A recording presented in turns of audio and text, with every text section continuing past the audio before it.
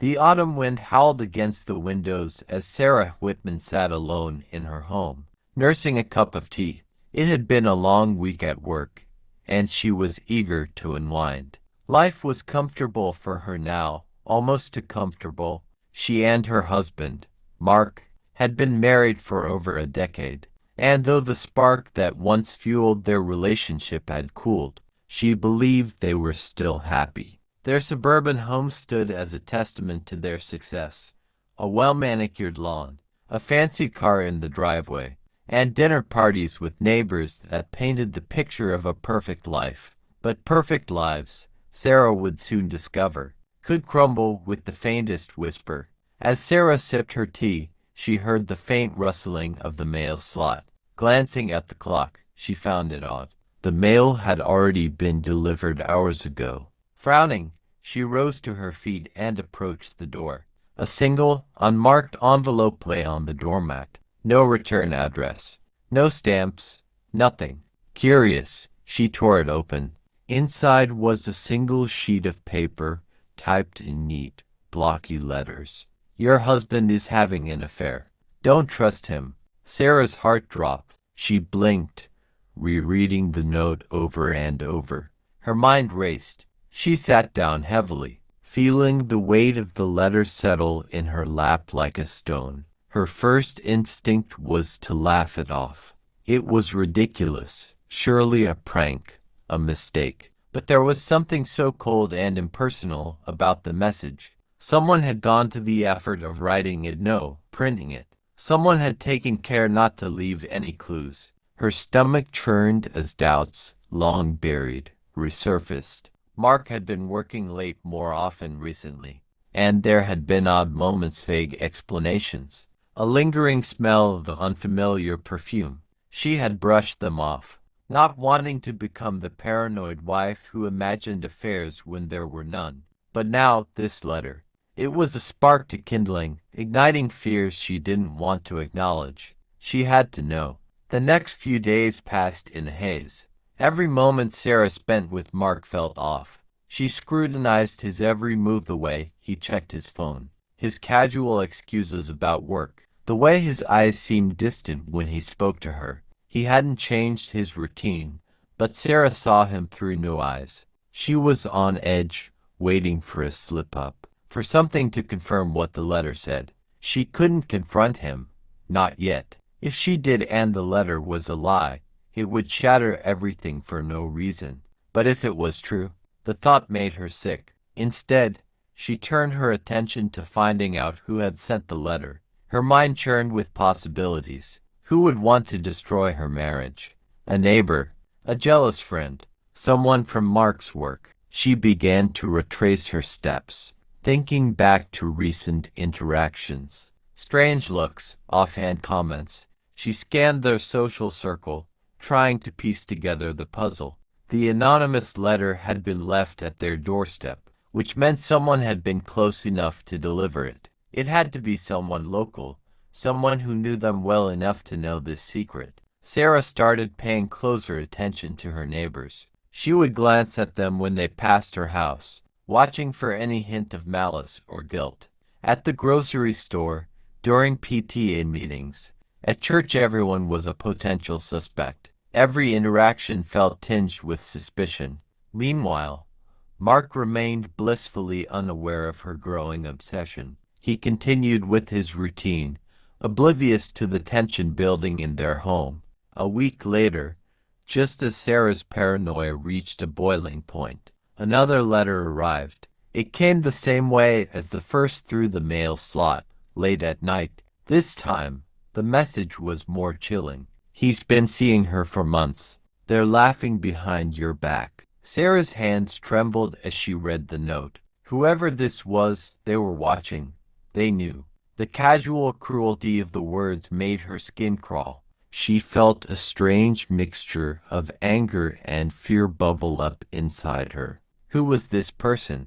What did they want? She found herself spiraling deeper into her obsession. Sarah began secretly following Mark, watching his movements. She felt ashamed this wasn't her. She had never been the type to spy on anyone, let alone her own husband. But she needed to know the truth. She started tracking his phone, searching his emails, and checking his call logs when he wasn't looking. The evidence, at first, was inconclusive. He spoke to plenty of women at work, but none of the interactions seemed out of the ordinary. There were no late-night calls, no suspicious texts, but the second letter, it had ignited something dark in her. It wasn't just about the affair anymore. It was about the letter writer. Someone was playing with her, manipulating her emotions, and she couldn't stand it. The days stretched into weeks, and Sarah felt like she was losing control. Her mind was consumed with thoughts of the affair, of the letters, of the faceless person who seemed to be pulling the strings behind her back. She had distanced herself from her friends, and willing to confide in anyone. Who could she trust? Her relationship with Mark became increasingly strained. He noticed her withdrawal, her nervous energy, and asked if something was wrong, but she brushed it off. She couldn't tell him, not yet. And then one night, everything changed. Sarah had begun staying up late, unable to sleep. She sat in the darkened living room, staring out the window, waiting. For what? She wasn't sure. But the letter writer had been careful, someone local, someone close. She was convinced that if she stayed vigilant, she could catch them in the act. It was past midnight when she saw a figure standing across the street. A shadow, barely visible in the dim light of the street lamps. At first, she thought it was her imagination, but then the figure moved. Heart pounding, Sarah stood, pressing herself against the wall to avoid being seen. The figure didn't approach the house but lingered near the end of the block, watching. It had to be them. She was certain of it. The next day, she purchased a small security camera, concealing it near the front door, hoping to catch whoever was delivering the letters. Days passed, and Sarah's paranoia deepened, but no new letters arrived, and the figure she had seen didn't return, at least, not that she could tell. Then, one evening, as she reviewed the footage from the camera, her heart nearly stopped. There, captured on film, was someone standing by the front door. It was Mark. Her mind raced. Why would he be standing at the door like that, at such a late hour? She fast-forwarded the footage, eyes glued to the screen, watching as Mark lingered, looking around nervously before slipping something into the mail slot. She couldn't breathe. Her vision blurred, and a scream of anger welled up inside her. Mark had written the letters. She stormed into the bedroom where Mark sat, his laptop open on his lap. He looked up in surprise as she barged in, her face twisted in fury. "You wrote them," she yelled, throwing the footage in front of him. "You wrote the letters?" For a moment, Mark looked stunned, as if struggling to comprehend her words. Then, his expression shifted to one of cold calculation. "Sarah, please, calm down," he said, his voice eerily calm. "You don't understand. I don't understand. I don't understand." Her voice was shrill, on the verge of hysteria. "You've been gaslighting me this whole time." But the coldness in his eyes unsettled her. There was something dark, something she had never seen before.